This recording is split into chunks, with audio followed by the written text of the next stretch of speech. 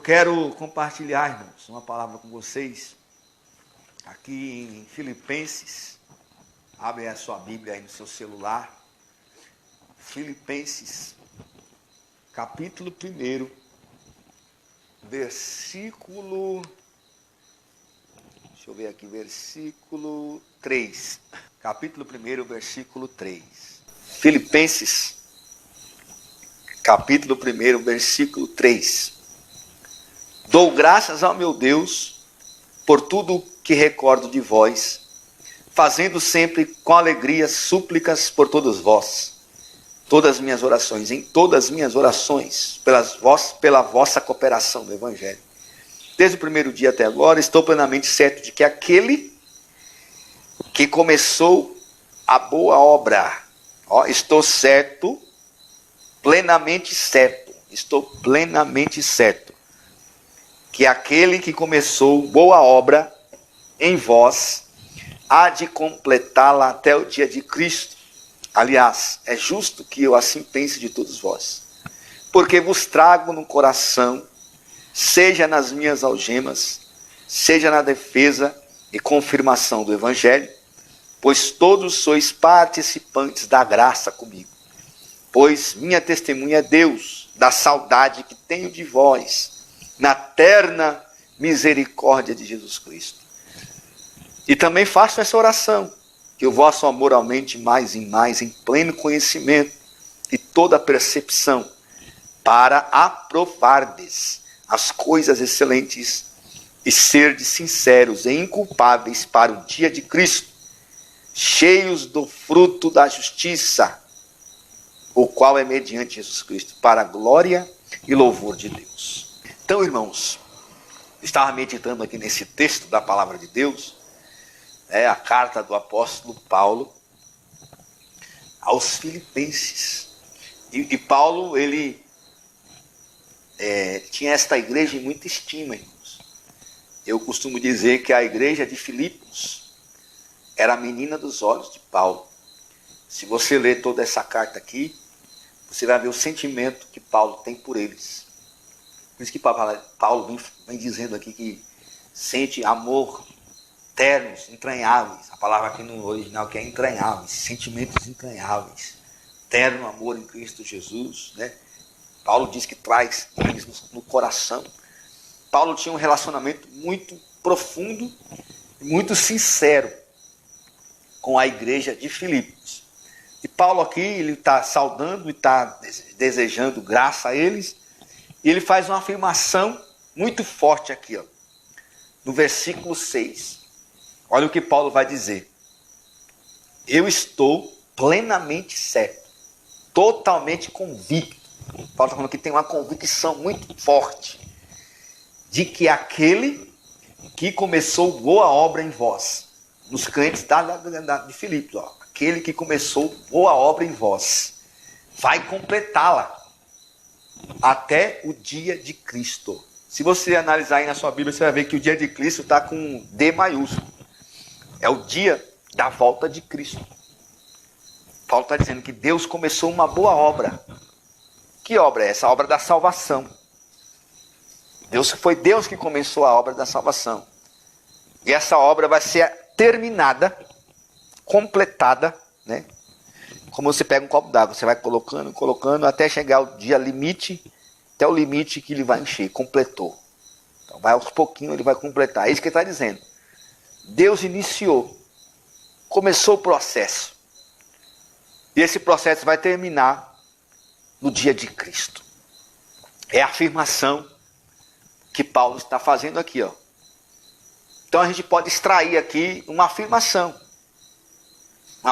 categórica aqui desse versículo. Qual é a primeira afirmação que eu vou fazer para vocês aqui, É Deus que inicia a obra da salvação no cristão. Vou repetir.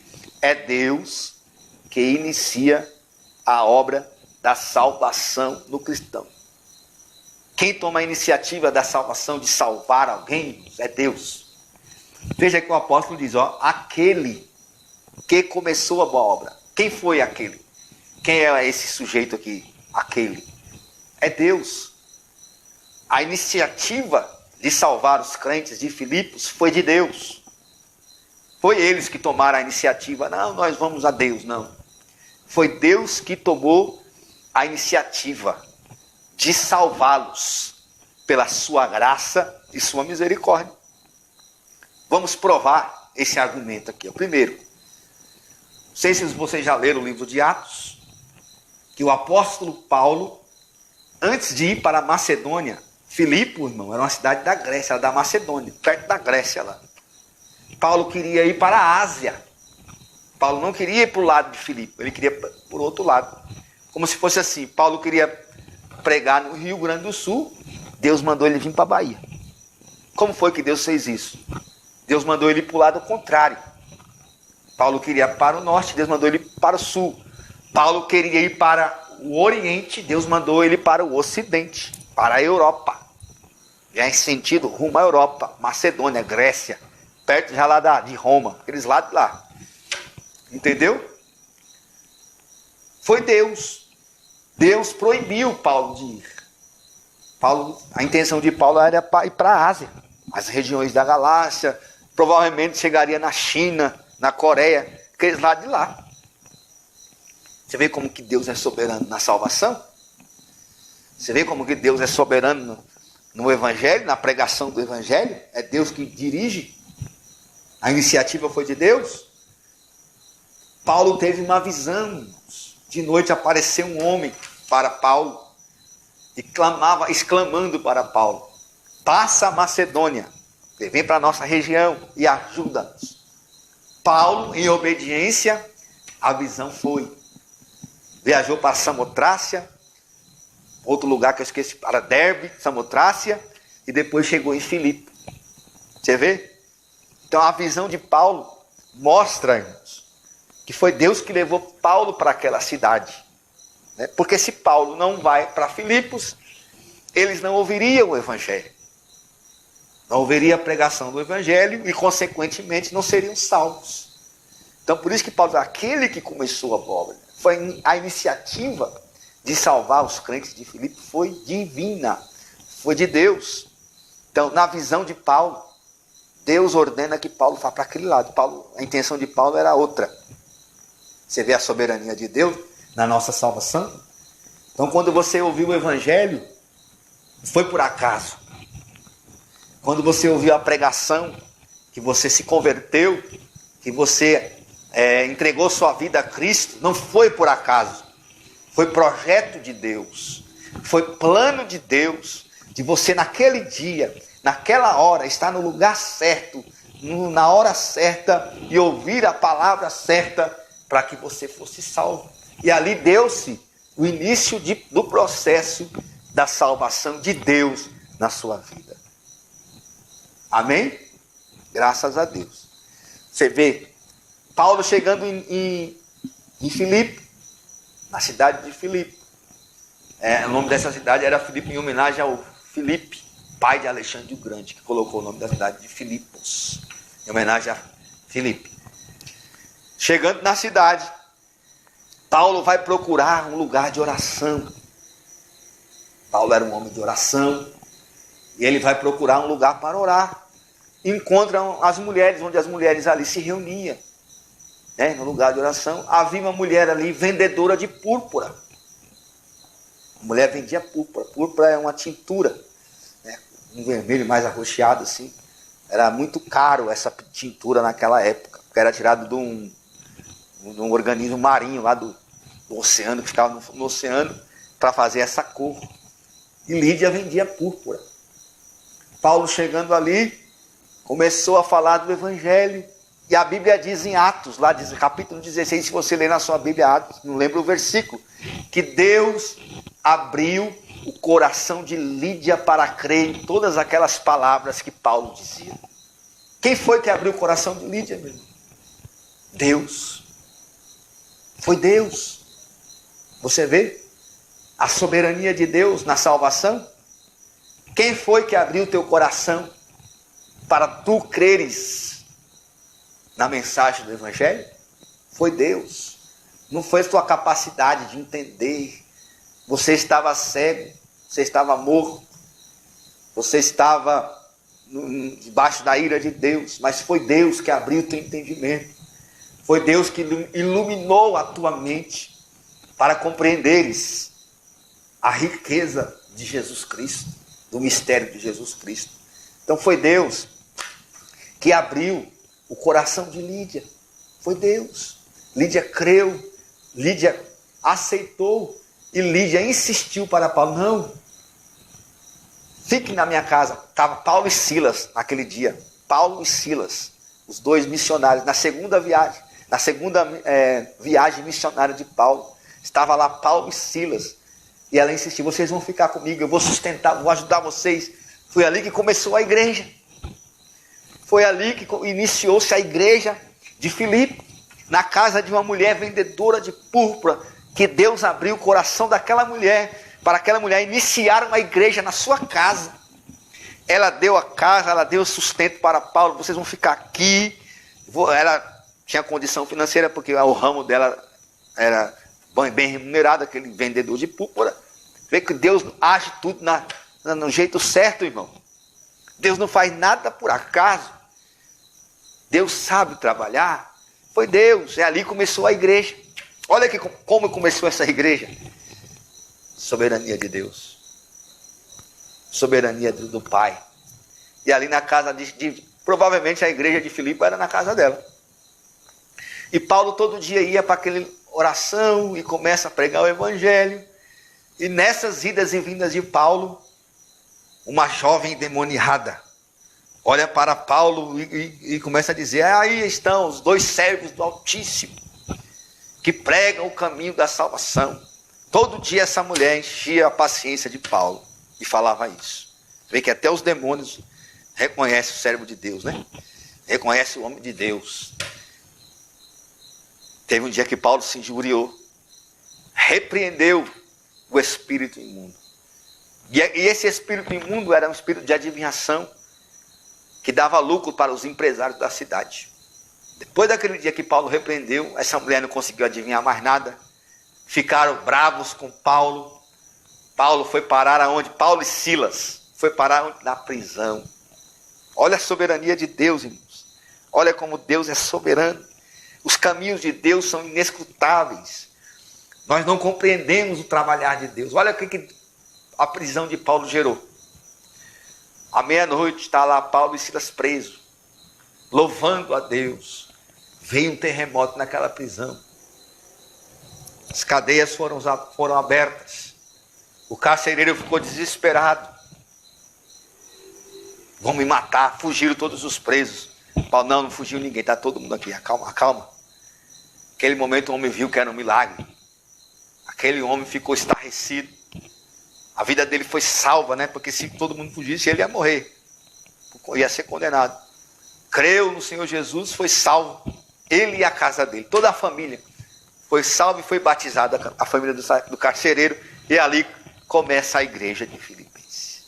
Você vê que foi Deus, Ele que iniciou a obra nos Filipenses, foi Deus. Deus que veio, Deus que agiu, Deus que salvou, Deus que abriu o coração, Deus que fez o milagre do terremoto, foi Deus. E ali começa a obra na vida deles. E esses crentes começaram a cooperar com Paulo. E grande perseguição se levantou ali. Então, irmãos, nós devemos nos alegrar. Porque foi Deus que nos trouxe para o Evangelho. Foi nós mesmos, não fomos nós mesmos. A iniciativa foi de Deus. Devemos ser gratos a Deus por sua maravilhosa iniciativa de trazer o Evangelho para o nosso coração. Então aquele que começou, Deus começou uma obra em você. Deus iniciou. E esse processo está em andamento. O Evangelho está sendo aplicado, a obra de Cristo está sendo aplicada em você, em nós, na igreja. É Deus que inicia esse processo, o processo salvífico. É Deus que começa. Começa como? Ouvindo a palavra, crendo, sendo justificado pela fé, E agora você vai desenvolver frutos. Você vai desenvolver evidências, né? A pessoa, irmãos, que foi alcançada pela obra de Deus, aquele que a obra de Deus foi iniciada nele, essa pessoa que a obra do Senhor de salvação foi iniciada nele, essa pessoa vai dar evidências, como a igreja de Filipos. Eles começaram a dar evidências de salvação. É por isso que Paulo vai fazer essa afirmação tão forte. É por isso que Paulo vai fazer essa afirmação, tão categórica, irmão. Cheia de ênfase. Eu estou plenamente certo. Eu tenho absoluta certeza. Não tenho dúvida nenhuma que aquele que começou a obra em vocês vai completar. Até o dia de Cristo. E aliás, é justo, é certo que eu penso isso de vocês. Por quê? Porque vocês, cooperaram comigo. Vocês participaram comigo, sois participantes da graça comigo. Vendo? Pois minha testemunha é Deus. Vocês cooperaram comigo, desde o primeiro dia. Aliás, é justo que eu assim pense de vós, porque vos trago no coração, seja nas minhas algemas. O que Paulo quer dizer com isso? Paulo estava preso. Paulo estava preso em Roma. E vocês participaram comigo, vos trago no coração, nas minhas algemas, na minha defesa, na confirmação do Evangelho, pois todos sois participantes da graça comigo. Então, a primeira coisa, irmãos, o que Paulo quer dizer que sois participantes da graça comigo? Vocês participam do Evangelho, vocês cooperam com o Evangelho comigo. Mesmo eu preso aqui, vocês não me abandonaram. Paulo não estava mais lá em Filipe, Paulo já estava em Roma. Provavelmente Paulo estava em Roma, preso. Está vendo aqui? Nas minhas algemas. Algemas aqui é de prisão. Paulo estava preso. Paulo ia ser morto. Como foi que os filipenses cooperaram com Paulo, irmão? Isso é evidência da participação. Eles foram defender Paulo juridicamente. Não abandonaram Paulo. Está vendo? Então, fala aqui, vocês cooperaram com Paulo. Vocês cooperaram com Paulo. Não me abandonaram nas minhas algemas. Você vê, irmãos, que Paulo amava tanto essa igreja, por quê? Porque eles cooperavam com Paulo. Financeiramente também. Você vê que quando Paulo estava pastoreando a igreja de Corinto, Paulo estava em Corinto, outra cidade da Grécia, os corintos não supriam a necessidade de Paulo. Paulo teve que trabalhar financeiramente, né? Fazer tendas. Porque a igreja de Corinto era uma igreja muito problemática. Quem foi que supriu a necessidade de Paulo? 2 vezes. A igreja de Filipe. Eles mandavam ajuda financeira. Por isso que Paulo fala, olha, não que eu busque donativo de vós, eu sei passar dificuldade, sei passar pobreza, sei estar tanto humilhado como abatido, posso todas as coisas naquele que me fortalece, mas fizeste bem, e agora eu oro para que o vosso fruto, o vosso crédito aumente diante de Deus, e que vocês fizeram, estou bem suprido agora, porque eles mandaram uma oferta para Paulo através de Epafrodito. Epafrodito era um cooperador de Paulo. Então, quando você ajuda um ministro, irmãos, você está ajudando a propagação do Evangelho. É assim que eles entendiam. Então, era evidência da graça de Deus, era evidência que eles estavam comprometidos com o Evangelho. Então, a pessoa, irmãos, onde Deus começa um trabalho de salvação nele, ele vai dar evidências. Ele vai cooperar, ele está na graça, ele vai cooperar. É uma pessoa que coopera com o Evangelho, com a pregação, vai cooperar com os ministros. Olha o que o versículo 7 diz. Olha o que Paulo vai dizer aqui, é justo que eu assim pense de vós, porque trago no coração, nas minhas algemas, seja na defesa. Eles fizeram a defesa de Paulo, e também a confirmação do Evangelho, pois todos sois participantes comigo do Evangelho desde o primeiro dia. Desde o primeiro dia que eles aceitaram Jesus, eles estavam permanecendo, cooperando com Paulo. Isso é evidência, irmãos. Eles cooperaram nas aflições de Paulo. Quanto mais Paulo precisou, eles não abandonaram Paulo, não. Lá na prisão sozinho, não. Eles foram fazer a defesa de Paulo. Ajudaram Paulo financeiramente. E na confirmação da fé. Olha aqui o que Paulo vai dizer. Né? Eles ajudavam na pregação. Na propagação do Evangelho. Na propagação da fé. Então, irmãos, aquele que Deus iniciou a obra sobre a sua vida, ele vai dar evidências dessa salvação. É impossível, irmãos, uma pessoa que diz ser alcançada por Cristo, que diz ser, que foi salva, diz ser salva, e não se comprometer com a obra de Deus, não se comprometer com o reino de Deus, não se comprometer com a cooperação do Evangelho, não se comprometer, irmãos, com o avanço do reino de Deus, tem alguma coisa errada. Por isso que Paulo faz essa afirmação. É por isso que eu estou certo que uma boa obra foi começada em vocês, porque vocês estão dando evidências. Paulo não estava lá com ele, Paulo estava preso, mas eles estavam perseverando. E eles estavam debaixo de perseguição também, havia perseguição contra eles. Mas eles lembravam de Paulo lá. Paulo está sofrendo, não vamos abandonar Paulo. Não vamos deixar Paulo sozinho. Paulo é um ministro do Evangelho. Vamos ajudar Paulo em tudo o que ele for preciso para ele continuar pregando a palavra.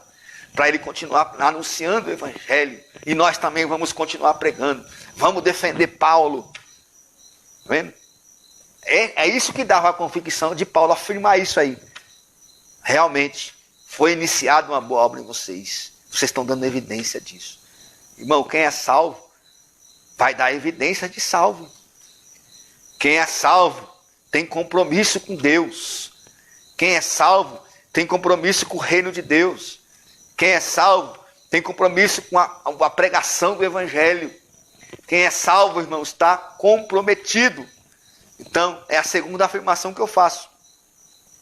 A obra de Deus na salvação no cristão dará evidências. Quem foi salvo pela graça evidenciará através da sua cooperação com o Evangelho de Cristo, tanto proclamando como ajudando quem proclama. Será, irmão, que pessoas que não têm comprometimento na obra de Deus, tá nem aí? Foi salva? É salvo? Será? É a pergunta que não quer calar. Nós vemos aqui que essa igreja, pequena igreja, a igreja de Filipe não era uma grande igreja, não era uma mega igreja, não. Era uma igreja numa casa, num lar. Mas que os crentes tinham compromisso. Era a igreja que menos deu trabalho para Paulo. Não davam trabalho para Paulo. Os Gálatas deu um trabalho terrível. A igreja de Corinto deu um trabalho terrível. Mas a igreja de Filipenses, uma igreja jovem, era a igreja que amava Paulo, cooperava com Paulo, né? Onde Paulo estava, mandava lá, ajuda Paulo. Não desistira do Evangelho, porque sabia que Paulo era um embaixador do Evangelho. Então, é a segunda verdade. A obra de Deus na salvação do cristão dará evidências. Todo aquele que foi salvo. Uns em alto grau, outros em pouco grau, né? Tem uns que já dão mais, outros menos. Mas alguma evidência tem que ter. Nem que seja pouquinha. Nem que seja pequenininha. Mas vai dar. Vai produzir fruto. Se não está produzindo fruto, irmão, está alguma coisa errada. Foi isso que o João disse. Produzir fruto digno de arrependimento. Diz que foi salvo, que se arrependeu, mas não produz fruto nenhum. Então, tem alguma coisa errada. Terceira afirmação. A obra da salvação desenvolverá o aperfeiçoamento do cristão. A obra da salvação desenvolverá o aperfeiçoamento no cristão através de Cristo. Quem é que desenvolve esse aperfeiçoamento em nós? É Cristo Jesus. É Cristo Jesus. É por isso que Paulo vai dizer aqui, ó. Também faço essa oração, que o vosso amor aumente mais e mais, em pleno conhecimento, toda percepção. Está vendo? Faço essa oração. Está vendo que é um grau, irmãos. Começa o início, tem um meio. Vai desenvolvendo. Paulo, eu faço essa oração. Por isso que eu falo, eu oro por vocês. Todas as vezes que eu penso em vocês, eu oro. Para que o vosso amor aumente mais. Há níveis, irmãos, há níveis. Tem pessoas que estão nesse nível pouco, outro está no meio, outro já está bem avançado. Há níveis de aprofundamento, de conhecimento. Nível do amor para com Cristo. Há níveis. Você vê que tinha discípulos de Jesus que amavam mais do que o outro. Então, Paulo, eu oro para que vocês se desenvolvam. Quem vai trazer esse desenvolvimento é Jesus. Vendo? Que o vosso amor fraternal cresça cada vez mais no pleno conhecimento e em todo o entendimento. Então a pessoa vai aumentar. Ela vai produzir fruto. Fruto vai aumentando. Vem? Jesus fala da semente. Lembra da palavra da semente? Da parábola da semente? O semeador saiu a semear.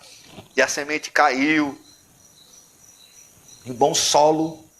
Um deu 30, outro deu 60 e outro deu 100 por um. Mas vai dar fruto. Nenhuma semente que caiu em solo bom, coração que foi salvo, deixou de produzir. Porque Deus quer que produzamos fruto. Deus plantou uma vinha e quer colher os frutos para a glória dele. O objetivo é a glória de Deus. Nós produzimos para a glorificação. Jesus disse, eu vos nomeei para que deis fruto.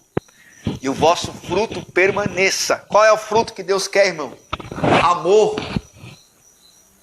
Mas não é o amor cego não, viu, irmãos? É o amor em conhecimento e em discernimento. Muita gente não conhece o amor bíblico. Confunde o amor bíblico com esse amor do mundo aí. Lembra do filme O Amor é Cego? Quem já assistiu esse filme aí? O cara casou com uma mulher, fizeram um feitiço nele, a mulher era bem bonita assim. Só que ele via a mulher bem magrinha. Aí colocaram o nome no filme, O Amor é Cego. Porque diz que o amor faz a gente não ver os defeitos do outro, né? Mas o amor bíblico não é cego, não. O amor bíblico vê bem. Olha aqui, ó. Amor em conhecimento e em discernimento. Para quê, irmão? Para que conhecimento e discernimento? Talvez na sua Bíblia aí seja percepção a palavra, mas aqui percepção quer dizer discernimento. Para provar coisas excelentes. Olha o que o texto diz aqui, ó. Pleno conhecimento e toda percepção, para aprovardes as coisas excelentes. Que coisas excelentes é essa, irmãos? A palavra provar aqui é examinar. Vem do grego dokimazo. É a palavra que era usada para testar se a prata era verdadeira, se o ouro era verdadeiro. Era fazer um teste. Então é isso que o Paulo está querendo dizer, que vocês aumentem o discernimento no amor. Vocês provar, saber analisar, se as coisas são verdadeiras ou falsas. Deixar de ser menino. Entendeu? Quando a gente aceita Cristo, irmão, novo convertido, a gente ainda é infantil. A gente ainda crê em muita coisa. Não sabe discernir o que é certo e o que é errado. É levado por ventos de doutrina. Ai, que lindo, que maravilhoso. Mas conforme, irmão, vai amadurecendo, o crente tem que desenvolver o discernimento. Tem que desenvolver o conhecimento. Aqui não é conhecimento mundano, não. É conhecimento espiritual, irmão. Saber discernir quando é Deus que está falando, quando não é Deus que está falando. Eu conheço crente, irmão, que está na igreja há mais de 20 anos e não sabe discernir nada. Vê o falso profeta falando, ele bate palma para o falso profeta. Não consegue discernir que aquilo ali é falsa doutrina, falso ensino, falsos profetas, lobo devorador. Não sabe discernir um pregador sério de um pregador mentiroso. não sabe discernir uma heresia de uma verdade. Por quê? Porque não desenvolve. E nós temos que orar, olha o que Paulo diz, ó, é Deus que age, mas nós temos que orar pedindo. Eu oro para que vocês desenvolvam. Então, não tem crente que passa a vida inteira no berço infantil. Por quê, irmãos? Porque não desenvolve. Porque não exercita a piedade. Tem que exercitar, tem que orar, tem que estudar a palavra, tem que meditar na palavra de Deus para desenvolver a percepção, para desenvolver a capacidade de provar. E só assim, irmão, você vai provar as coisas excelentes de Deus. Só assim você vai aprender a estabelecer prioridades espirituais na sua vida. Então isso aí é desenvolvimento. Então o crente, ele vai passar, o crente salvo em Cristo Jesus, ele vai passar por esse processo inicial, como a igreja de Filipos. E eles estavam desenvolvendo. E tinha outras igrejas que não desenvolviam. Era o mesmo apóstolo que pregava, era o mesmo ensino, era o mesmo Paulo, mas eles não desenvolviam. Dava ouvido a falsos profetas. Você vê que a igreja da Galácia, os Gálatas, as igrejas da Galácia, eram um conjunto de igrejas. Eles eram assim. Paulo pregou o mesmo evangelho, ensinou com a mesma diligência, e quando Paulo chegou lá, estava tudo desviando. Estava tudo ouvindo falsos profetas. Paulo ficou até estarrecido. Ó, insensatos Gálatas, necios, tolos, quão depressa já passaram de um evangelho para outro evangelho, que na realidade não é outro, porque não existe outro. Já estavam tudo se apostatando, irmão. A mesma mensagem, o mesmo profeta, o mesmo pastor. Então acontece isso com muitas igrejas, irmão.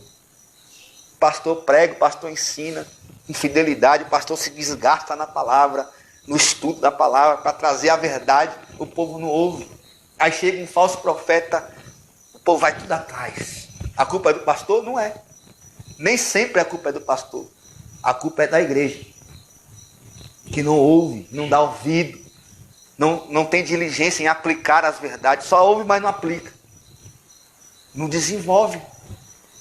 É levado por todo o vento de doutrina, irmão. É tão fácil enganar, fácil de ser enganado. A igreja não desenvolve a percepção e o discernimento. Uma igreja que não desenvolve a consciência crítica e espiritual. Sempre é enganada. Mas o crente que está em Cristo Jesus, ele vai desenvolver o amor. O amor, irmãos, bíblico, é o amor que sabe julgar corretamente, sabe discernir, sabe equilibrar as coisas, sabe dosar, isso aqui é de Deus, isso aqui não é de Deus. Ah, irmão, tem que amar todo mundo, aceitar. Não, irmão, isso não é o amor da palavra de Deus. Jesus amava, mas Jesus aceitou tudo? Não, irmãos. Paulo amava, quer mais amor do que Paulo, que deu a vida pelas igrejas? Paulo aceitava? Não. Paulo defendia o evangelho. E esses crentes aqui aprenderam, irmãos, a combater pela fé. Paulo via isso neles. Olha, vocês estão se desenvolvendo, porque já aprenderam a lutar pela fé. A fé aqui é a doutrina, o conjunto de doutrina que foi dado a nós, que nós herdamos dos apóstolos. Mas muitos, em nome do amor cego, abrem mão das verdades. Ah, não pode falar não, porque é o amor. Não é o amor bíblico, esse não é o amor bíblico. O amor bíblico confronta. O amor bíblico sabe pesar. O amor bíblico discerne. É esse amor que você tem que desenvolver. É esse amor que eu tenho que desenvolver, irmãos. Com discernimento, com conhecimento. Então você vai desenvolver, irmãos. Você tem que buscar esse desenvolvimento. Você tem que orar por isso. O amor para provar. Provar que eu já falei. É testar. A palavra aqui é doquimazo. Saber analisar a autenticidade. Vocês vão desenvolver o fruto de justiça. Olha aqui, ó. Para aprovar as coisas excelentes, sede sinceros, inculpáveis para o dia de Cristo, cheios do fruto de justiça, o qual é mediante Jesus Cristo. Tá vendo? Fruto de justiça. Qual é o fruto de justiça, irmãos? Sinceridade, né? E sem culpa. Inocência. Tirar da culpa. Sinceridade. O que é a palavra sinceridade, irmão? É autenticidade. Você ser um crente verdadeiro. Um crente verdadeiro, genuíno, original. Você vê que essa palavra sinceridade, irmão, significa sincera. Sincera é uma palavra usada, veio do comércio. Naquela época, quando os comerciantes iam vender os vasos inferiores, e eles não queriam mostrar que o vaso era inferior, porque tinha alguma rachadura, o que eles faziam? Eles passavam cera na rachadura, e depois pintava, aí parecia que era um vaso de valor.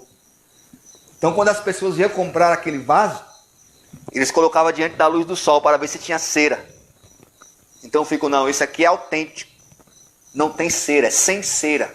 Entendeu? Aí de onde vem a palavra sinceridade, sincera. Sem cera.